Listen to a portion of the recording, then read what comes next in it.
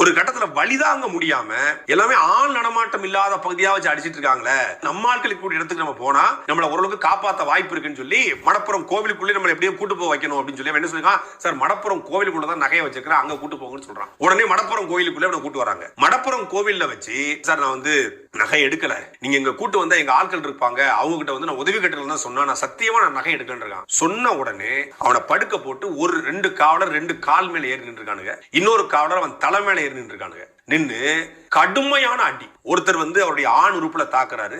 இந்த சித்திரவதை கிடையாது. அதுல ஒரு சின்ன ஒரு நிமிட காணொலி தான் இன்னைக்கு நீதிமன்றத்தை சமர்ப்பிக்கப்பட்டிருக்கிறது. அந்த 1 நிமிடமும் அந்த கோவிலுடைய பின்பகுதியில சமையல் கூட மாதிரி ஒரு இடம் இருக்கு. அந்த இடத்துக்குள்ள ஜன்னல் வழியா பயந்து ஒருத்தர் இருக்காரு. ஏன்னா 6 பேரும் மனித மிருகங்களை போல நடந்திருக்கிறானுங்க.